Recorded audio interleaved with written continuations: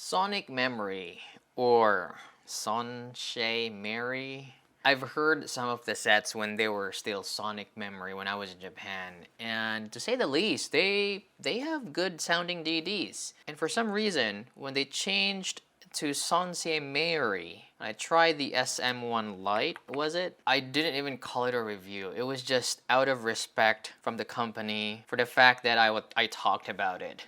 So I don't know, like I thought the brand was just salvaging whatever they could. Today I'm gonna talk about the Soncie Meory SW500H. It's a mouthful, I know. But this may change how the budget segment goes. Good day guys, this is Practiphile, and today we're gonna talk about the Soncie Meory SW500H. I am so confused why they are calling this Soncie Memory and then Sonic Memory in the same box. I really don't have any idea. This is priced around $70. Hybrid IM, 1DD, and 4BA. The box is pretty simple. It's, you get the accessories you need. You don't get a case, but you get a pouch here. It includes, in my case, I have a cable with mic. I don't really like, just personally, I don't like a cable with mic because there may be some problems with it in terms of the termination. They included also some air cleaners in there and extra filters and tuning filters actually, and the metal grill filters. Yeah, the fit is fine. It actually fits pretty deep. The build is plastic. For 72 bucks, it could have been built better. They do feature a wooden nozzle, which was interesting. Like I've tried some IMs with wooden shells, bullet type shells, but not IMs that have wooden nozzles. So do they have any effect? I'm not sure if you can hear the difference, but yeah, I'm gonna talk about this one here. If you're interested in how I score IMs, check my video right somewhere here. Basically, this is $72, so it should fall under my $61 to $120 category. So I'm gonna be comparing it with some of the sets here. It's gonna be really tough, but yeah, let's start with my objective findings here. Let's check the graph first. And the Soncie Meory SW500H. Man, how do I call this? Maybe I'll just call it Suiso. I don't know. But yeah, the graph looks like this one here. Let me put my balance target in there. Yeah, there's an emphasis there in the bass, sub-bass over mid-bass. Pretty good glide. Going to the mids, it does have a different peak, maybe around 3K. So it's kind of like targeting the meta kind of tuning. And then after that, it has a dip around 6K, wherein I actually have that dip in my target right there, if you can see that. That just removes a lot of unnatural timbre in the higher frequencies, and it makes the vocals a little bit forward and natural sounding. And at the same time, it also gives some bass texture. I don't know, I've done some experiments on this, did some EQ, and when I do that dip in there, I just feel like the bass sounds better. It doesn't really have peaks past 10K. It does have a coupler peak. I don't even call it a coupler peak at 8K, but just some energy in there and then a steady decline. So overall, it is a colored sound, kind of like mild V or U shape, if you will. Very natural timbre overall. Yeah, again, it's balanced sounding, mild V shape. There is a good presence in the bass there, good bass texture. I don't really feel that peak in here. I don't hear any shout. Yeah, it's just natural sounding overall, especially in the treble. So yeah, so far with the objective findings, I didn't really find anything wrong. Now, moving on to my subjective, wherein I score this one here. And again, it's basing on, the price range, $60 to $120, and we have these IMs here, the Duno Kima 2, oh my god, perfect scored IM, Hexa, DZ4, Explorer. It's gonna be tough. However, I'm gonna try. All right, let's start. So, moving on to the tonality. The tonality for this is, again, it's balanced sounding. Really no problem overall. Yeah, tonality though, it's tough. I think I'm gonna give it 2.5. Although it kind of follows my balance target, like from bass to the mids. It's a little bit off here in in the treble. I'm not saying that there is a bad balance there with the bass and the treble. It's just that I'm more into, like, of course, my balance target. There should be a little bit of treble elevation as well. I'm not saying the treble here is dark. It's actually very natural sounding, but it becomes a little bit of a bass dominant scent, if that makes sense. So for tonality, I'm just giving it 2.5. All right, and then for the bass here, it sounds good. I mean, like the elevation there, it almost follows my target in there. It's fast. The DD, I think it resolves pretty well. The new ones are there. It doesn't even sound bloated. It's sub bass over mid bass. Texture is really good. For this price, I'm gonna give the bass a 3. And again, as I've mentioned, this dip here around 5 to 6K, it actually emphasizes bass more. So probably that's the reason why the bass sounds really, really good in these. So for the bass, I'm giving it a 3. Moving on to the mids. Yeah, the mids on these, the vocals are actually really forward. So you might think that, I may say that it's a V shape or a mild V, but again, with this dip here, I don't know, for some reason, I just like 5K and 6K dips, you know, like it just makes, for me, at least for the coupler that I'm using, or for the 711 couplers, if you have this dip in here on 5 to 6K, vocals just sound really, really natural and forward. And it's not different with the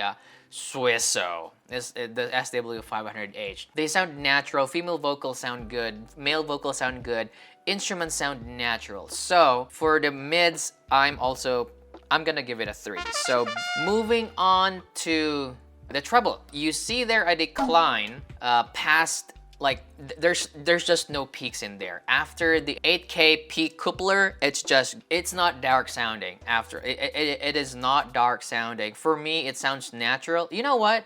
Let me just put here an IM that you would not expect me to compare it to.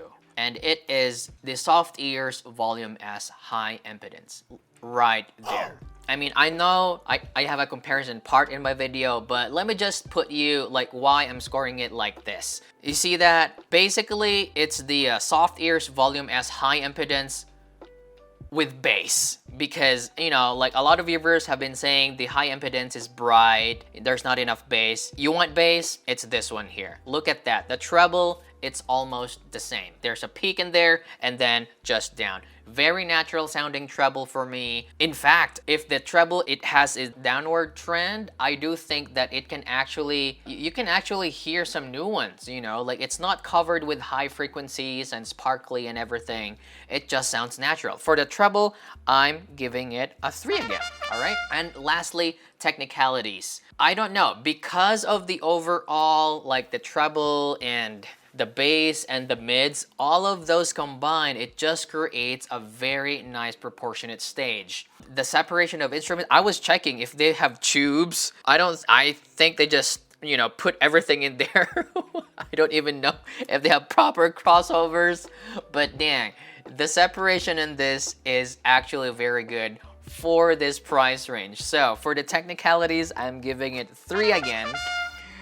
And dang, I can't believe that I'm giving a 14.5. That is an S plus on this IM here.